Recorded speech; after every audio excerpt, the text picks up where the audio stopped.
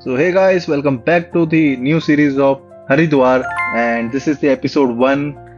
आज का दिन हरिद्वार ट्रिप का सबसे एक्साइटिंग दिन होने वाला था। सुबह हम होटल से निकले और सीधा चले गए हरिद्वार के लोकल मार्केट्स की तरफ। ठीक है। आज का प्लान था माँ मनसा देवी एंड माँ चंडी देवी के दर्शन करना, लेकिन उससे पहले एक जरूरी काम था, दैट इज पेट पूजा।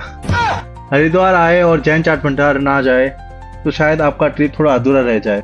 ये काफी फेमस प्लेस है और यहाँ हमेशा अच्छी खासी भीड़ देखने को मिलती है। हम यहाँ ट्राई किया कांजी वड़ा, पत्ता चाट और गोलगप्पे, और हर एक आइटम का टेस्ट अलग अलग था एंड ऑनेस्टली काफी रिफ्रेशिंग था। सबसे अच्छी बात लगी यहाँ के ओनर से बात करके, काफी हम्बल एंड फ्रेंडली नेचर के हैं। अगर आप हरिद्वार विजिट कर रहे हैं तो इस जगह को डेफिनेटली अपनी लिस्ट में रखिएगा।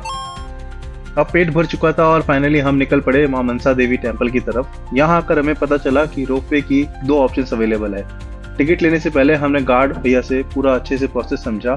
एक मनसा देवी के लिए और दूसरा कंबाइंड टिकट था जिसका प्राइस लगभग 535 था, और उस टिकट में माँ मनसा देवी और चंडी देवी दोनों रोपवे इंक्लूडेड होते हैं और माँ मनसा देवी से चंडी देवी आना एंड जाना भी इंक्लूडेड रहता है।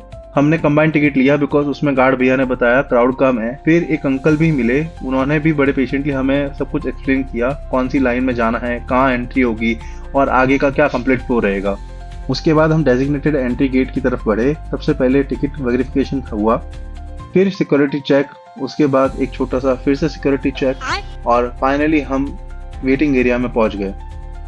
Waiting area was good and maintained, crowd भी ज़्यादा नहीं था, और थोड़ी देर वेट करने के बाद हमारा नंबर आ गया और हमने रोपवे कैबिन में बोर्ड किया। जैसे ही कैबिन धीरे धीरे ऊपर जाना शुरू हुआ, हर तरफ हरियाली, नीचे पूरा सिटी और सामने पहाड़। सच बोलो, ये व्यूज कैमरे से ज्यादा आंखों से एंजॉय करने लायक थे। कुछ ही मिनट्स में हम माउंटेन के टॉप पर पहुंच गए। वहां से थोड़ा वॉक करके हम मां मनसा देवी मंदिर तक गए।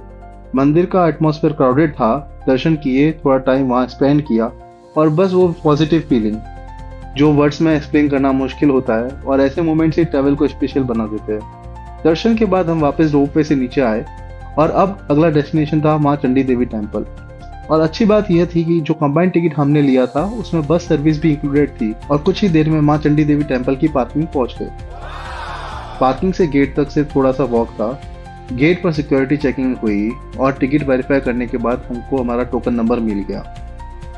यहाँ क्राउड मनसा देवी से भी काफ़ी ज़्यादा था, लेकिन वेटिंग एरिया भी काफ़ी अच्छा बना हुआ था। प्रॉपर सीटिंग अरेंजमेंट्स, एक प्लाजा जैसा एरिया जहाँ फूड आउटलेट्स भी थे, और एक गेमिंग जोन भी बना हुआ था। तो यहाँ वेट करना बोरिंग बिल्कुल नहीं लग रहा था। थोड़ी देर बाद हमारा टोकन डिस्प्ले हुआ और हम रोपवे की तरफ बढ़ गए। इस बार का रोपवे एक्सपीरियंस और भी अलग था। ये एक रॉ माउंटेन था, हाइट भी नोटिसेबली ज़्यादा लग रही थी, और ऊपर से देखने वाले व्यूज बिल्कुल नेक्स्ट लेवल। दूर तक फैली हुई हरियाली, पहाड़ और हरिद्वार के एरियल व्यू। अगर आप नेचर लवर हो तो ये राइड आपको डेफिनेटली पसंद आएगी। टॉप पर पहुंचने के बाद हम सीधा माँ चंडी देवी टेम्पल की तरफ गए। यहाँ एक इंटरेस्टिंग बात पता चली, माउंटेन पर सिर्फ माँ चंडी देवी का मंदिर ही नहीं बल्कि माँ अंजनी टेम्पल भी है, जो माता अंजनी और हनुमान जी को समर्पित है।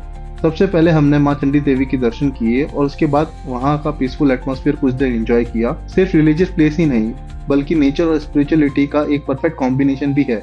अगर आप हरिद्वार आ रहे हैं तो मेरी रिकमेंडेशन रहेगी आप कंबाइंड रोपवे टिकट लेकर दोनों टेम्पल्स एक ही दिन में कवर कर सकते हैं। इससे एक्सपीरियंस भी काफ़ी अच्छा हो जाता है और टाइम भी काफ़ी बचता है। तो इसी के साथ मिलते हैं गाइस अगले एपिसोड में। Till then, like, share and subscribe. Thanks for watching.